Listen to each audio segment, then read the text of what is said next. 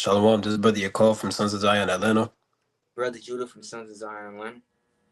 All praise be to the Most High. We're coming at y'all with another video through the Spirit, tapping into the spiritual things versus the carnal things, right?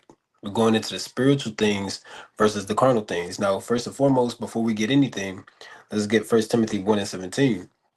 Let's see what it says. It reads, "Now unto the King eternal, immortal, invisible, the only wise God, be honor and glory forever and ever. Amen." So all praise, honor, and glory. That's why we say, call Allah Yahweh Bashim Yahushai, because we give the Lord and the King that's eternal his grace and honor. So tapping into the spiritual things and the carnal things, we have to understand there's two sides, right? You either a spiritual, and then there's the carnal side of things, right? The spiritual things, the God-given things, right? The wisdom, the knowledge, the understanding. The carnal things is the vanity, the preeminence, the vainglory, right? These are things that we have to really take into account.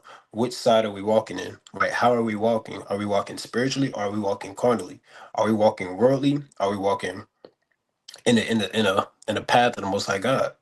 Right. These are things that we have to consider in everything, every single day. It's not just a one and done, oh, yeah, I'm an Israelite, now I'm all spiritual.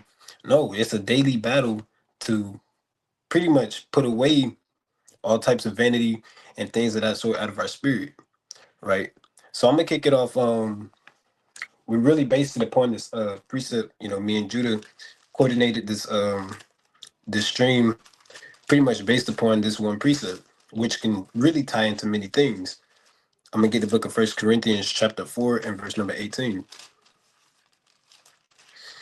Right? First Corinthians chapter 4 and verse number 18. And it reads, it's a lot. Second Corinthians, I'm tripping. Second Corinthians 4 and 18. Bear with me.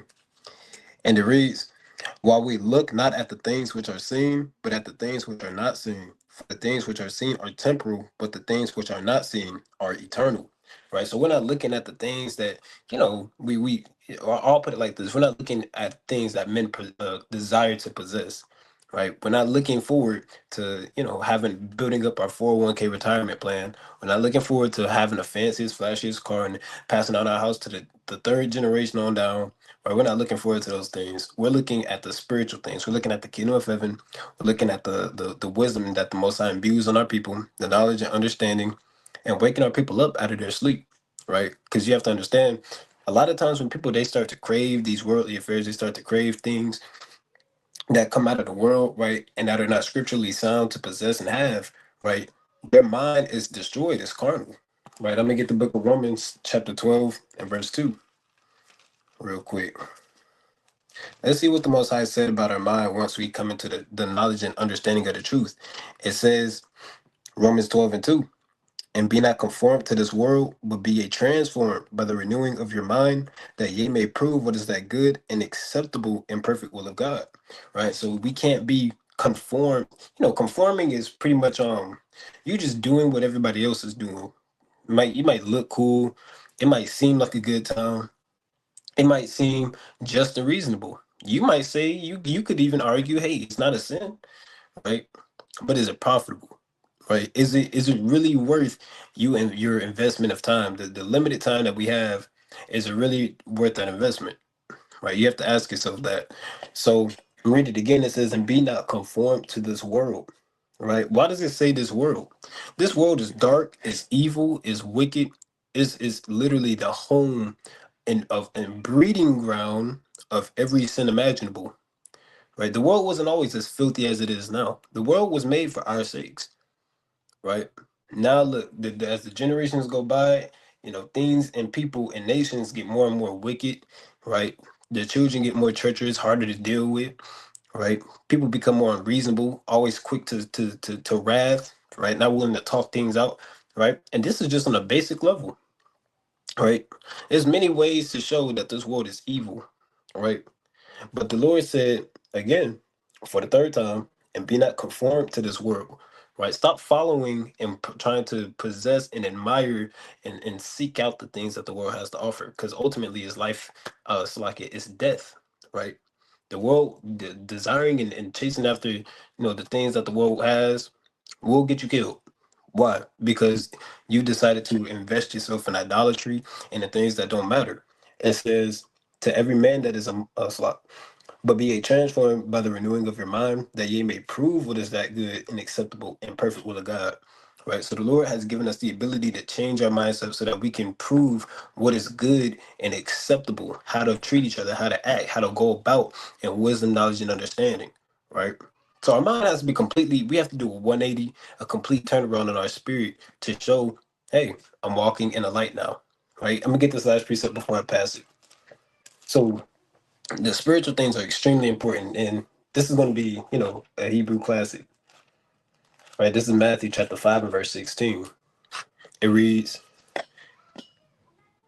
and Yahushua said, oh Salak, it's 15, I'm messing up today. Matthew 5 and 16. It reads, let your light so shine. Actually, I'm gonna start at verse 14. I'm gonna start at 13. Yeah, it says, I'm gonna start at 12. Salak you, Judah. I'm gonna start at 12. It says, rejoice and be exceeding glad, for great is your reward in heaven, for so persecuted they the prophets which were before you.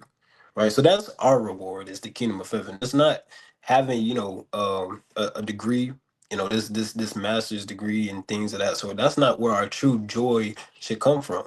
Right. You might have a degree, you might have, carnal possessions and things like that. So as long as you're not a materialistic person, it's fine. You can have you a nice car, right? If you work for it, so be it.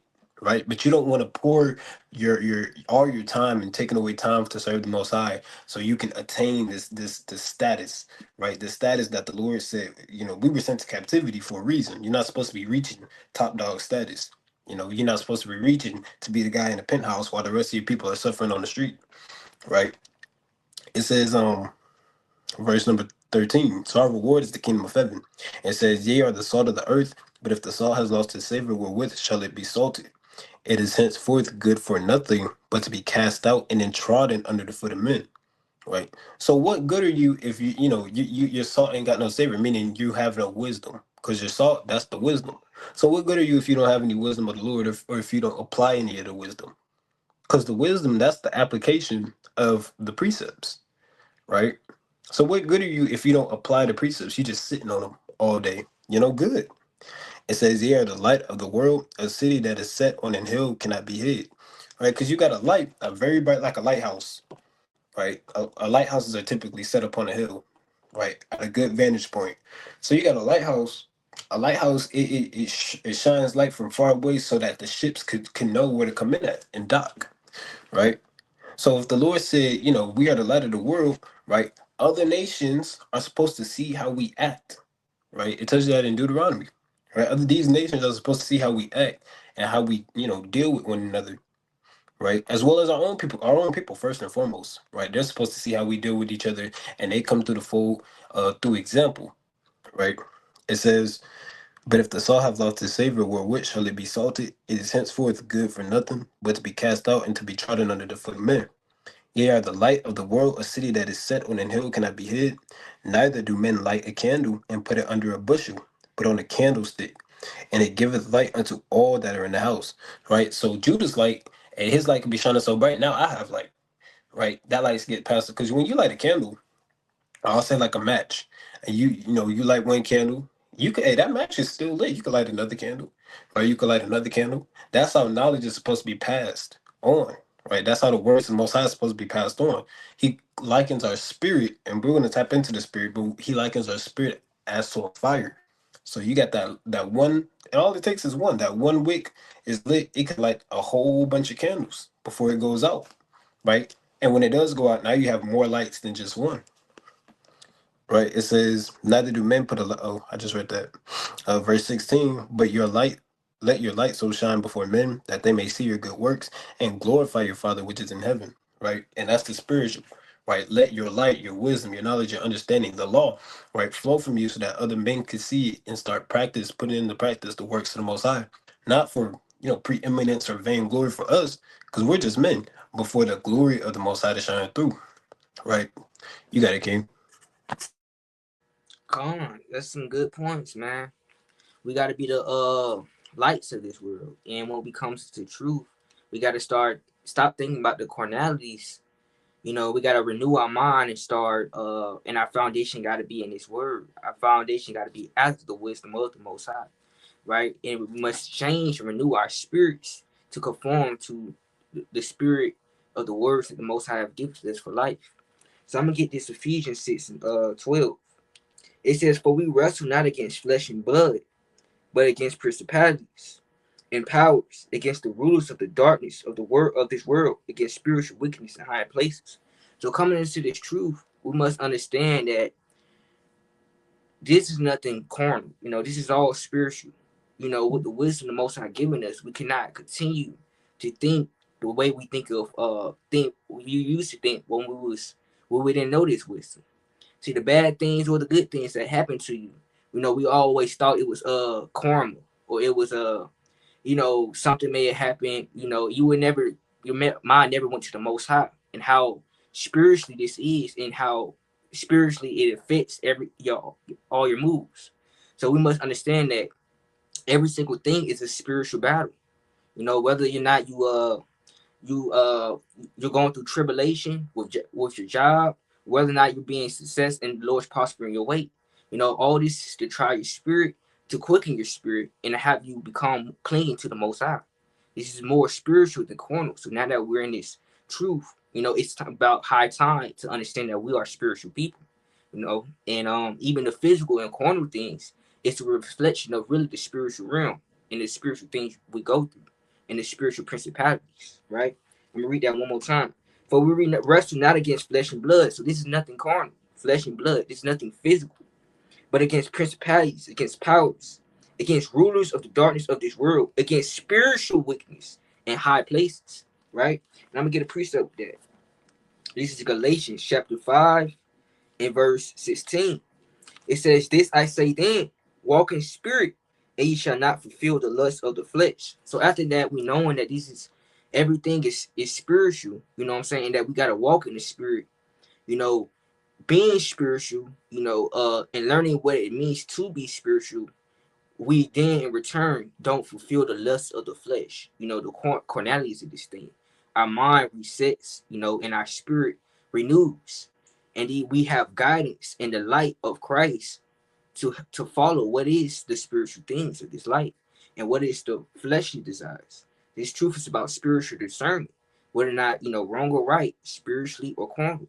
You see what I'm saying? So let me read that again. It says, "This I say then, walk in the spirit, ye should not fulfill the lust of the flesh.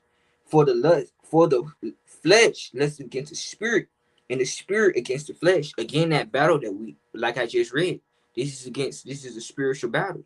It says the flesh, you know, just like wickedness, light and darkness, wickedness against righteousness.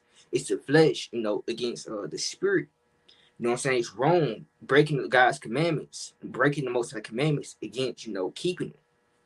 It says, "And these are contrary one to another, and that ye cannot do the things that ye would." And that's why the Most High said, "Endure to the end." So your spirit may want to do one thing, but the flesh, you know, the carnality side of you want to do another. You know, and this is a constant fight of always choosing the right path and the right way. But with that, I'm gonna pass it back to you, brother Carl. That was a that was Mighty King, right? It's like you go, right? All praise to the Most High, right? I'm gonna get the book of First Corinthians chapter 2 and verse 9. It says, "But as it is written, I have not seen nor ear heard, neither have entered into the heart of man." It's like you into the heart of man the things which God hath prepared for them that love Him, right? And we understand love is keeping the commandments. It reads, verse 10. "But God hath revealed unto us by His Spirit. The Spirit searcheth for the Spirit searcheth all things, yea, the deep things of God." Right. So the Spirit it search all things, right? The deep things, right? The reward, the heavenly things, right? Prophetic things, right? The gifts of the Lord. These are all things that the Spirit can reveal unto you, right? You have to tap into the Spirit. How do you tap into the Spirit? Right? The Lord, He sups with you when you read, when you pray, right? When you fast, right, the Lord sups with you on different levels, right? You might be praying for the same thing for years on end, right? But you're consistent, right? And you're sincere. The Lord is gonna sup with you, right? Meaning he's gonna deal with you on a certain level, right? He may deal with you on a high level. He may deal with you, on a lower scale. But you may be able to your eyes will be open, and you may be able to see certain things that you weren't able to see before. That's the spiritual side of things, right? Because spiritual things are things you really can't see, right? And a lot of times our people, they claim to be spiritual, but a lot of those same people, they say they need to seek a sign. They need to see a sign, right? Our people are visual learners, right? For lack of better terms, our people need to see a sign. But the Lord said, "Hey, the signs that I'm giving you, right? These are spiritual things at this point, because y'all have seen signs and y'all still neglected, you know, what I've told y'all to do, right?" But now we see the signs that are written in this book, right? That's how you know it's spiritual when you see these things coming to pass.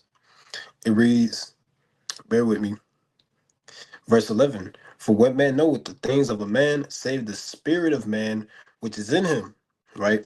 Because, Judah could see the spirit that's on me. I can see the spirit that's on Judah. You can see a spirit that's on a man, right? Just how you can dictate, right? If a man is feeling, angry, right? If your dog is feeling, if your dog is hungry, you can dictate certain things, right? But when you enter into the spirit, right, when you start tapping into the word, right, the Most High allows you to see certain spirits on certain men, right? It reads, even so the things of God knoweth no man but the Spirit of God. Now, verse 12, now we received not the spirit of the world, but the Spirit which is of God, that we might know the things that are freely given to us of God, right? And we didn't have to pay to come into this truth and understand prophecy. We didn't have to, uh, uh, uh, do the most. The Lord just pretty much gave us the Spirit because it's a gift, right? It's a gift to be awoken to your true nationality and have an understanding of what the Bible is going into, knowing that it's written from you, for you, by you, for your people, by your people. It says, verse 12, it says that we might know the things that are freely given to us of God, which things also we speak, not in the words which man's wisdom teacheth, but which the Holy Spirit teacheth, comparing spiritual things with spiritual, right? Because the Spirit, it teaches us a lot, right? Spiritual things, they teach us a lot. You can learn, you can learn man's wisdom, but at the same time, it's not going to benefit you, right? In the sense of, you learn arithmetic for fun and multiplication timetables, and you go into the mathletics club, right? That's not going to benefit you, right? Spiritually, right? But tapping into this word is going to benefit you a lot, right? Whether you find something that you can use in your everyday life or to help a brother, right? These things are going to help you, especially in the times to come, right? Because this word, the scriptures tell us, this right here, what everybody says, this book was written by men. It was written by the white man, right? This is what's going to be the stability of your times to come.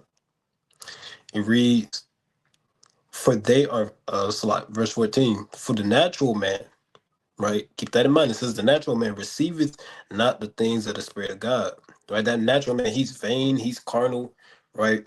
He's of the flesh. He's for the flesh. That's the natural man, right? The man that's walking with no truth, right? Those outside the truth are natural, carnal. It reads, for they are foolishness unto him, right? Me and Judah being on this live going into this is foolishness unto the natural man. The natural man is trying to hit up the mall. The natural man on a Saturday, right? The natural man is trying to do all sorts of pretty much wickedness, right? Profaning the Lord's Sabbath day, right? Because this is what the world teaches us, right? Now, is it is the blame fully on that brother? Well, no, right? Because this is what the world teaches the natural man, right? That Saturdays is the day you go blow your check, right? You work overtime on Saturday, so you get that double overtime, right? The natural man thinks that that's wise to work on that day, right? But the Lord teaches you, and the laws teach you that it's not wise, right? That's the differentiation between the spiritual things and the carnal, right? It reads, "For they are foolishness unto him, neither can he know it because they are spiritually discerned. But he that is spiritual judgeth all things, yet he himself is judged of no man. You know, you got people that'll tell you, only God can judge me, you can't judge me. Well, that's not in the Bible. Right? I'm gonna get a quick precept, right?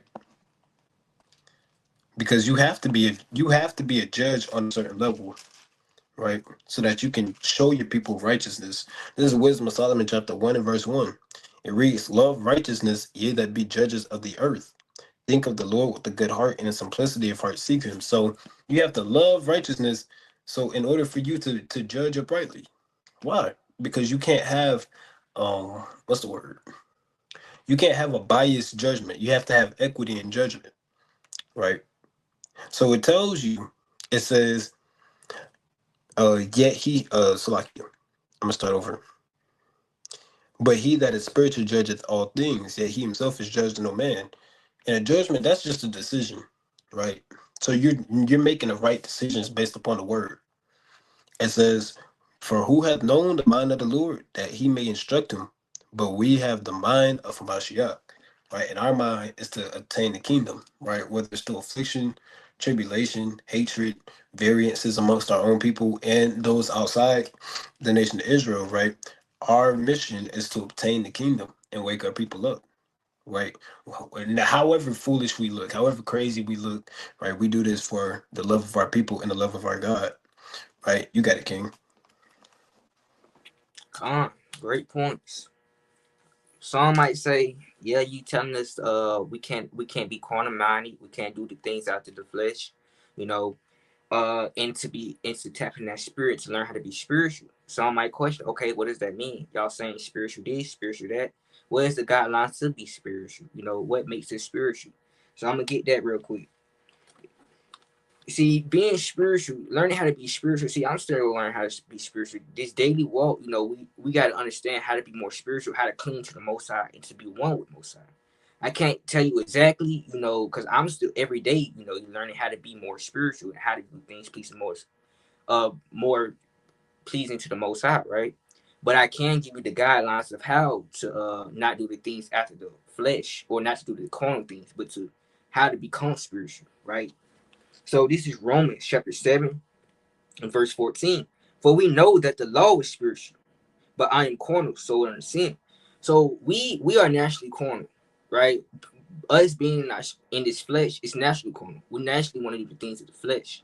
You know what I'm saying? But the law, the words that the Most High given us, that is what's going to lead us in being spiritual.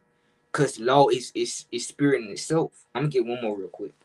John chapter 6 and verse 63. It says, It is the spirit that quickeneth, the flesh profit nothing.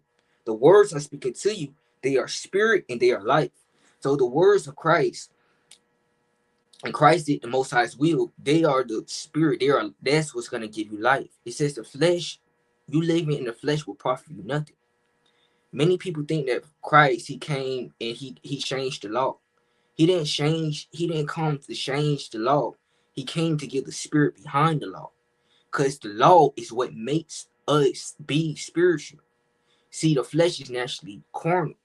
So, in following the law, the words of the Most High, the moral things of the Most High, that helps us become close to the Most High and open up our mind and spirit towards the Most High. See, the law says, thou shalt not commit it. For example, the law says, thou shalt. Let me get this precept real quick. Because Christ, he came to give the spirit behind the law. Because the law is what makes it spiritual. This is an example. Matthew chapter 5 and 27. Ye have heard that it was said by them of old time, thou shalt not commit adultery. Everybody knows that it's in the law, right? But I say unto you that whosoever looketh on a woman to lust after her have committed adultery with her already in his heart. So Christ, this is what I mean when Christ came, he gave the spirit behind the law. Because the Most High put thou shalt not commit adultery in the law for a reason. It was for us to not look at another man's wife. It was for us to stay away from that. But what we used to do, we used to lust after a woman. But if we haven't committed adultery with her, well, I haven't committed adultery with her. I haven't physically went into her. But if Christ is given the spirit of why the Most High put that law in place, it's for us to respect other man's wives and not even lust after her. That's the reason that whole law's in there. So Christ, when he came on the earth, he came to give the spirit behind the laws, the statutes, the commandments. He gave to come to get the spirit behind the prophecies and all that. Because these words, like we just read, it is what's going to lead you to being spiritual. The laws is literally the words from the Most High's mouth. So in keeping that, that's how you become spiritual. It is the daily walk. See, these laws, the Torah, and even the stories, the prophecies, yeah, you can look at it as is, but really what you truly want to do is tap into the spirit behind those accounts and the spirit behind those laws. See what I'm saying? It's more, it's two and three and fourfold. And once you truly understand the spirit behind those words, that's when the life comes in. The words that the most Christ speak is spirit and it's life. And that's how you truly become one with the Most High, becomes spiritual in all your doings, and have that spiritual discernment. But you must first tap into the spirit behind the words. So that is the guideline of being spiritual. So if you didn't know, but Khan, I'm gonna pass that. I'm gonna pass it back to you. Kind of mighty points, mighty points. Um, shoot, I'm gonna get the book of Galatians. Actually, is this what I want? I'm gonna get the book of Galatians, chapter 6. No, I'm gonna get Romans 8. Bear with me. Romans chapter 8 and verse number 6. It reads, "For to be carnally minded." Actually, I'm gonna start at verse 4. It says that the righteousness of the law might be fulfilled in us who walk not after the flesh, but after the Spirit. For they that are after the flesh do mind the things of the flesh, but they that are after the Spirit, the things of the Spirit. For to be carnally minded is death, but to be spiritually minded is life and peace. Because the carnal mind is enmity against God, for it is not subject to the law of God, neither indeed can be. Right? So the carnal mind is not paying attention. It doesn't care what God has going on, which is a crazy thought in itself. But the carnal mind, the carnal person, right? Though they boast that they love God, though they boast that they go to church, though they boast that this and that, and I'm just giving examples, right? Though they boast of their love for God, right? Their works show otherwise, right? Because it sounds good. Everybody loves God. That sounds good, right? But their works, you have to follow. You see how people's actions are compared to their words, the word of mouth. You can't always depend on the word of mouth of somebody, right? Because somebody could be leading you completely astray, right, with a doctrine that sounds great, right, but it's actually not scripturally sound, right? So I'm gonna go to the book of Matthew. Let's see, Matthew chapter 10 and verse 28, right? I'm gonna get another fold and another example of what the of carnality, right? How our people think. Matthew chapter 10 and verse number 28. "And fear not them which kill the body, but are not able to kill the soul." Why? Because your soul, your soul holds, all the wisdom, the knowledge and understanding. These are spirits that came down and slept with you. Your body, you could lose an arm next week, and that's it. You just an amputee for the rest of your life, right? But your spirit can attain more wisdom. Your spirit can attain more knowledge, but the Most High can also take it away. So you have to be on a careful watch for your spirit. You're walking on a tightrope, right? On one side is deep waters, and on another side, it's hellfire, right? So you're walking on a tightrope. You have to be very extremely careful not to, cross over that line. It reads, slack here. Verse number I'm read 28 again. "And fear not them which kill the body, but are not able to kill the soul, but rather fear him which is able to destroy both soul and body in hell." And those that are spiritually minded understand how deep this runs. Understand, right, that the Most High, He's not playing, right? We understand. That's where the fear of the Lord comes in. When you understand, and the Most High, He could literally take away my spirit at any time. Let me get straight, so I'm not a reprobate, right? And that I don't sacrifice the kingdom. It reads, actually, I'm gonna drop that. I'm gonna go to Second Maccabees 8 and 18. It reads, "For they," said he, "trust in their weapons and boldness, but our confidence is in the Almighty God, who at a bet can cast down both them that come against us and also all the world." Right? Because a worldly man and these nations, when they start coming against us and their seditions and all these prophecies are coming to pass back to back to back, right? They're looking at what they can destroy, right? They're looking at, oh, I could chop your arm off. You're looking at, oh, I could cut your neck off. I could break you in half. I could tie you to a truck and have the truck go in two opposite directions and split you in half, right? They look at carnal ways to destroy us, right? We look at ways, hey, the Most High, He could take away my wisdom, but we're looking at it spiritually. To hell with carnality, right? To hell with these, these bodies, which if we lose teeth, right? We start getting, you get a nosebleed at any given moment. Hey, the Lord can make you spontaneously combust. That's a way to die. The Lord can literally just have you explode. And then what you gonna do? You can't prevent that. You can't prevent, overheating, and now your spirit just blew up. Your body done blew up. No.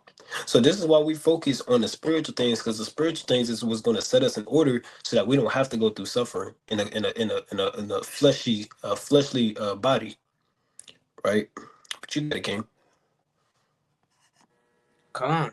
That's all praise to the Most High. You right. That's why we focus on the spiritual things, right?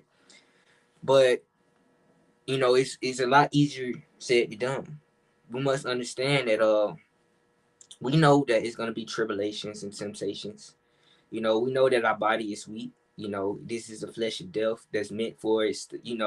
Really the Most High sent our spirits in this body to truly try us. And when we hearken on these things, I want to make it important that when we say these things, we ain't saying these things to glorify ourselves or being over righteous. We know that in our bodies, in our flesh, we have this fight every single day of not doing the carnal things or the things of the flesh, but to hearkening to the Most High and try our best, to hold our body under suggestion and do the things of the Most High.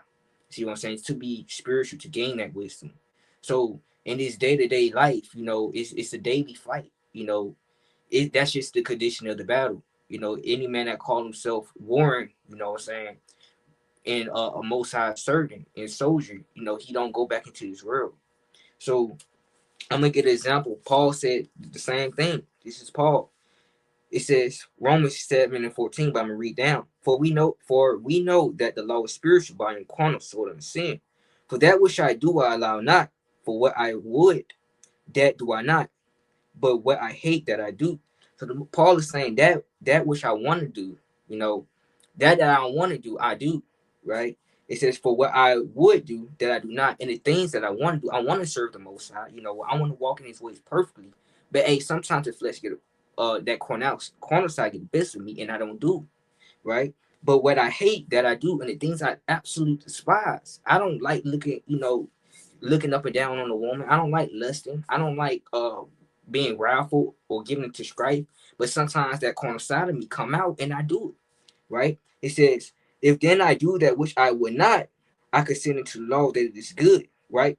Because if I do what I don't want to do, I could send to the law that is good. Because He knows the law is good. We know that the law is good, and when we don't do that, we know that we was wrong in that. See what I'm saying? It says, now then it is no more I that do it, but sin that dwelleth in me. It's not me, it's not my spirit don't want to do it. But this flesh, when the sin come upon me, when this flesh consumes me, then I do those things that I don't want to do. So it's a constant battle. It says, for I know that in me, that is in my flesh, dwell no good thing. See, in my flesh, in this being carnal, in this, when I was in the world and even in my flesh daily, my flesh don't draw no good thing. It says, it says, for to will, it says, for I know that in me, that is in my flesh, dwelling no good thing. For to will is present with me, but how to perform that which is good I find not. He said, my spirit, that will. I have a will for it. I have a zealousness for the Most High, but has to completely be perfect and walk after the Most High. I fall short. I don't know how to perform that will. He says, for the good that I would I do. It says, for the good that I would, I do not. But the evil which I would not, that I do. Again, he's explaining that the good that I want to do, the laws and the statutes, the commandments, and the spirit, learning the spirit and gaining the wisdom and having faith and fearing the Most High and not giving to temptation, the good that I want to do. You know what I'm saying? He's saying, I find it hard. I don't do it a lot of times. Sometimes that corner side to come upon me where I fall short. He says, now if I do that, I would not. No, I'm on 22. It says, "For I delight in the law of the Most High after the inward man." You see, in my spirit, delight after the Most High, because I know it is good. It says, "But I see another law in my members, warring against the law of my mind, and bringing me to captivity to the law of sin, which is in my members." So again, it goes back to that spirit against the flesh against the spirit. He's saying, the law of my spirit, I want to do that which right, but in my flesh, my spirit is constantly fighting against that flesh. You know what I'm saying? It says, "O wretched man that I am, who shall deliver me from the body of this death? I thank the Most High through Yahushua HaMashiach, our Lord. So then, with the mind, I myself serve the law of Most High, but within the flesh, the law of sin." So, if you live after the flesh, you're going to be serving sin. So, we must live after the spirit and follow after Christ. But he said, "O wretched man that I am, who shall deliver me out of the body of this death?" So, this body is literally set up to try our spirit. It's set up to it's to refine our spirits. The Lord only shows a few. He put everybody in his temple. When your spirit came from the heavens and went into the in your mother's womb, and you in that flesh, your flesh is weak. We understand it. And we understand daily it's gonna be a fight between that spiritual side and that carnal side. Lust and righteousness, laws of God, and breaking the laws of God. But we're exhorting you to continue in the faith and choose the spiritual things. We're exhorting you, we gotta endure to the end, because this is the condition of the battle that every man that is upon this earth must face. The spiritual fight. But we must remember that this is all spiritual, right? And we must choose the things of the spirit and meditate on the Most High day and night. I think I'm gonna get John 3:3 John 3:3 real quick. Then I'm gonna pass it back to you. Uh, John chapter 3. John chapter 3 and verse 3. It says, "Yahushua answered and said unto him, Verily, verily, I say unto you, except a man be born again, he cannot see the kingdom of the Most High." So we must understand, we must be born again. We must rethink, reconsider our ways and examine ourselves. We must put off the old man and put on a new man in Christ, right? We must be born again to live after the Spirit. Nicodemus said unto him, "How can a man be born when he is old? Can he enter the second time into his mother's womb and be born?" See, this is Nicodemus kind of getting cornered. He wasn't thinking spiritually. That's why when I say you got to read these laws and accounts, a lot of times you got to tap into the spirit behind it. You know what I'm saying? You can't just take it as is. Because we think it's stupid that Nicodemus said this, but if we would have heard Christ say that, we probably would have been confused. Like, what are you talking about, be born again? If he didn't explain himself later. So sometimes you just got to tap into the spirit of what is being said. It says, Yahushua answered, "Verily, verily, I say unto you, except the man be born of water and of the spirit, he cannot enter into the kingdom of the Most High." So we know to be born of the water, washing the water by the word, and the words I'm speaking to you with spirit. So we must tap into the words of the Most High and be born after the image of the Most High, right? It says, "That which is born of the flesh is flesh, but that which is born of the spirit is spirit." So we must properly spiritually discern the carnal things and the spiritual things, and even the plain things that's written in the Bible and the spirit behind these things. And we must become spiritual in our doings and not be in the carnalities of this world, but calm. You had anything else to say? Yes, sir. Calm. I just got my closing precept. Um, if you got more, let me know before I get it. Nah, I just got my closing preset. I'm good. Okay, King. Mighty points too. Mighty points, by the way. Right, that's Galatians chapter 6 and verse number 1. It reads, "Brethren, if a man be overtaken in a fault, yea, which are spiritual, restore such an one in the spirit of meekness, considering thyself, lest thou also be tempted." Right? Because we don't just do this for ourselves, right? We don't just do this, for me and Judas' benefit, right? We do this for the nation of Israel. So if a brother is overtaken in a fault, we got to restore him, right? Because his spirit is lacking somewhere, right? And if a brother's spirit is lacking somewhere, you wouldn't want somebody to glaze over. If your spirit is lacking, you want, and brothers could call it out. You want brothers to glaze over, and now you just set up to be destroyed because you didn't see that stain that was on you. You want to get a blot out of your sins, right? So we have to, as a nation, keep each other in remembrance and restore those brothers that have fallen, right? You got to pray for brothers, right? Your prayer could boost the brother's spirit so that that brother, he comes out of that carnal mindset, or he comes out of that sin, right? That's keeping him and holding him back, right? And bring him back to the fold where he belongs, right? Lord willing, right? So we got to restore each other, right? And bring, come out of this together as a nation. You can't just, take this on alone, right? The Most High, He gave us brothers and sisters to help each other, right? In times of weakness, I'll say, in times of weakness, right? In times of falling into the flesh. So I'm gonna read that one more time. It reads, "Brethren, if a man be overtaken in the fault, right? He's fallen into sin. He's fallen back into the world. Yea, which are spiritual, right? Because if we claim to be spiritual, we gotta follow what's in the word, right? It says, restore such a one in the spirit of meekness, right? Humility, right? Be humble. You gotta be humble too. You can't just be proud and in the truth, right? Those things don't. That's like oil and water. They don't mesh well. It says, considering thyself, lest thou also be tempted, right? Because you got to put yourself in that brother's shoes too, right? If I was a damn, what's the word? With sin. If I was addicted to eating pork and smoking cigarettes all day, hey, I would want, and I'm having a hard time reaching out. Hey, I would hope that a brother sees me and is able to help me, provide me with some precepts to get me started, right? So these things we restore each other through the spirit, right? You got it, King. Con, I'm gonna go back on that point. You know what I'm saying?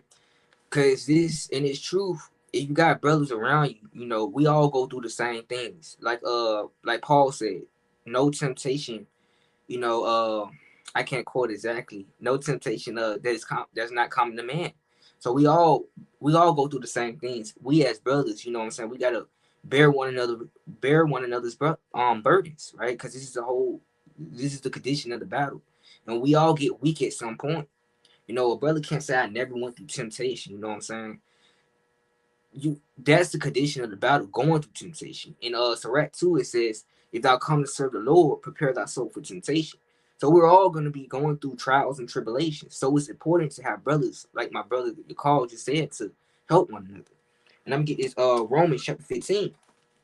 We then that are strong ought to bear the infirmities of the weak. So if you're feeling strong, you have a zealous weak, you know what I'm saying? Or if you just you was in the truth longer and you gained knowledge and wisdom of how to endure certain tribulations, temptations.